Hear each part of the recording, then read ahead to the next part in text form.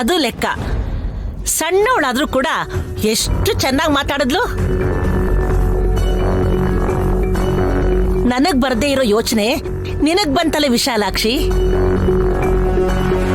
ನಾನು ಆಚೆಯಿಂದ ಬಂದ ತಕ್ಷಣ ಅಜ್ಜಿ ಬಂದ್ಯಾ, ಬಾಬಾ ಊಟ ಮಾಡೋಣ ಅಂತ ಗಲಗಲ ಮಾತಾಡ್ತಾ ಇದ್ದಾಳೆ.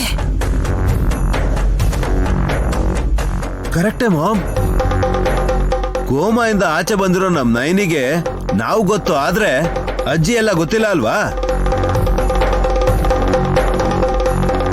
ಅಷ್ಟೇ ಅಲ್ವಾ ದೊಡ್ಡಪ್ಪ? ಹಾ, ನೀವೇನ್ ಹೇಳ್ತೀರಾ? ಲಾಜಿಕ್ ಅಲ್ವಾ ಅನ್ನೋ ಪದನ ಯೂಸ್ ಮಾಡ್ತೀರಾ? ಅಂದ್ರೆ ರತ್ನ ಅಜ್ಜಿ 3-4 ದಿನದಿಂದ ಈ ಮನೇಲೆ ಇದ್ರಲ್ವಾ, ಅವ್ರ ಮಾತನ್ನ ಕೋಮಾದಲ್ಲಿ ಇದ್ದಿದ್ ನೈನಿ ಅತ್ಗೆ ಕೇಳಿಸ್ಕೊಂಡಿರ್ಬೋದೇನೋ.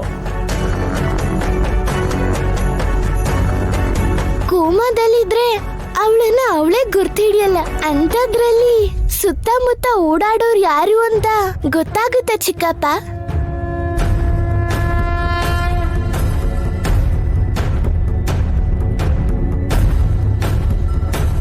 ಈ ಹುಡುಗಿನೂ ಈಗ್ಲೇ ಬರ್ಬೇಕಿತ್ತ? ಮತ್ತೆ ನಮ್ಮನ್ ಕಷ್ಟಕ್ಕೆ ಸಿಕ್ಕಾಕಿಸ್ಬಿಟ್ಲಲ್ಲ ಇವಳು ನೈನಿ. ಮಾತಾಡ್ತಾ ಇದ್ರೆ ಹೇಗೆ? ಬೆಳಗಿಂದ ತಿನ್ನಿದ್ಯೋ ಇಲ್ವೋ?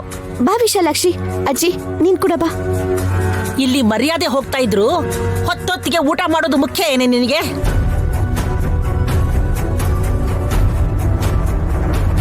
ವಿಶಾಲಾಕ್ಷಿ ಹೇಳಿದ್ದೆ ಸರಿ, ನನ್ನ ಮಾತಿನಲ್ಲಿ ಮೋಡಿ ಮಾಡಬೇಡ.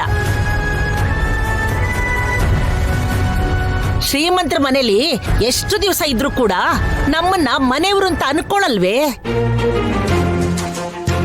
ನೈನಿ ಕೋಮಾದಲ್ಲಿದ್ದಾಳೆ, ಅದರಿಂದ ಅವಳು ಹೊರಗೆ ಬರೋ ತನಕ ಈ ನಾಟಕ ಅಂತ ನೀನೇ ಹೇಳಿದ್ದೆ ತಾನೆ?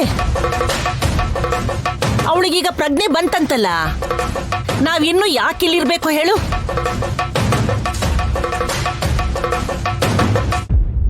ಕೋಮಾಯಿಂದ ಹೊರಗ್ ಬಂದಿರೋ ನನ್ ತಂಗಿ ಅವಳೇ ಅಜ್ಜಿ. ಈ ಅಜ್ಜಿ ನೋಡಿದ್ರೆ ಇವಳೇ ಅವ್ರ ಮೊಮ್ಮಗಳು ಅಂತ ಅನ್ಕೊಂಡಿದ್ದಾರೆ.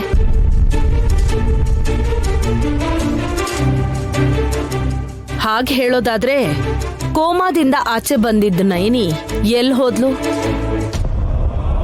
ಕಾಣೆ ಆಗಕ್ ಸಾಧ್ಯ ಇಲ್ಲ ಅಲ್ವಾ? ಏನೋ ಎಲ್ಲ ಅಯೋಮಯವಾಗಿದೆ ಅತ್ತಿಗೆ.